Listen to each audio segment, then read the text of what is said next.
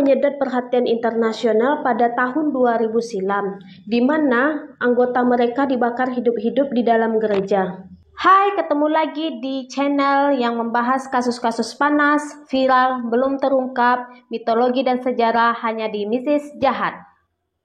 Perbincangan soal sekte kembali heboh setelah serial In the Name of God, a Holy Betray. Bukan hanya di Korea saja ataupun di Amerika Serikat, tetapi Uganda juga pernah digemparkan dengan aliran sesat yang membakar hidup-hidup pengikutnya. Sekte bernama Movement for the Restoration of the Ten Commandments of God Itu menyedot perhatian internasional pada tahun 2000 silam, di mana anggota mereka dibakar hidup-hidup di dalam gereja.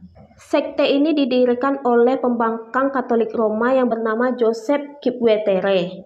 Joseph adalah seorang politikus Uganda yang berusia 68 tahun. Ia juga pernah menjadi anggota terkemuka Partai Demokrat berbasis Katolik pada tahun 1960-an sampai 1970-an. Namun, karir politiknya itu hancur karena ia kalah dari saingan Kongres Rakyat Uganda yang dipimpin oleh Milton Obote memenangkan pemilu pada tahun 1980. Yang kedua yaitu Dominic Kataribabo yang terobsesi dengan visi 10 perintah Allah dalam ajaran Kristen. Dan terakhir yaitu seorang pengusaha yang bernama Cledonia Mwerende. Ada cara mereka merekrut pengikutnya yaitu dengan mewajibkan keluarga dari si pengikut ini untuk mengikuti sekte tersebut. Ini sejenis dengan MLM ya, kalau di zaman sekarang kita harus punya ada pengikut lagi, lalu pengikut lagi. Mungkin seperti itu. Ajaran ini memiliki ciri khas di mana pengikutnya itu percaya dan yakin bahwa Joseph bisa melakukan beberapa mukjizat seperti menghidupkan orang yang sudah mati. Selain itu nih, para pengikutnya tidak diizinkan bertemu kepada pimpinan sekte. Mereka tuh hanya bisa menulis pesan dan kesan mereka di atas kertas lalu dikirim ke para pemimpin sekte tersebut.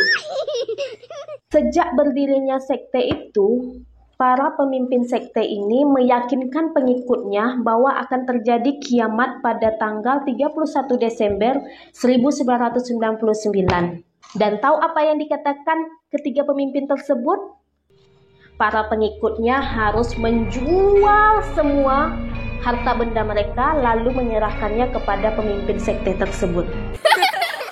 Namun ketika tahun 2000 tiba, kiamat tak kunjung datang.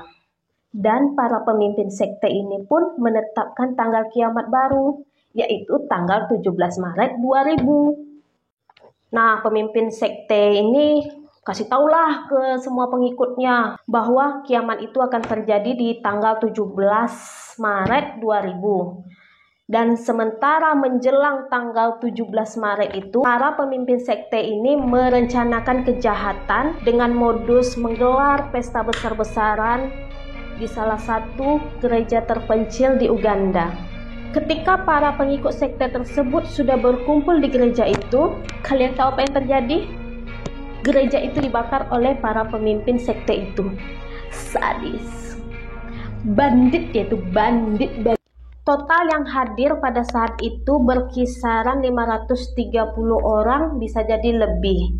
Yang terdiri dari wanita, laki-laki, bahkan anak-anak. Bahkan nih seorang warga yang berada di lokasi daerah terbakarnya gereja tersebut menceritakan bahwa pada saat kebakaran tersebut gereja itu diselimuti asap, jelaga,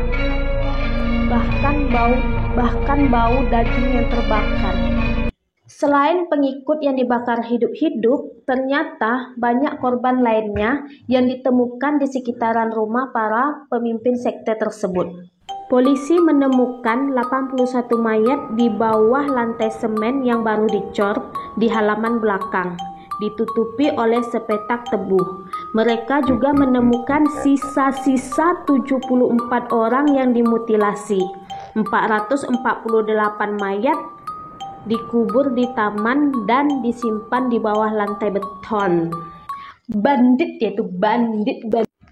Dan perlu kalian tahu, bukan hanya dibakar saja, korban tewas diperkirakan melampaui angka 1000 dan terus akan meningkat setelah pengungkapan oleh mantan pengikut dari sekte tersebut mengatakan bahwa ada beberapa kerabat mereka yang mendatangi sekte tersebut untuk mencari kerabatnya yang hilang.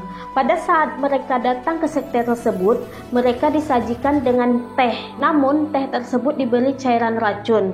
Sekitar 4.000 kerabat anggota sekte tersebut dinyatakan hilang dan diduga sudah tewas. Bandit, yaitu bandit.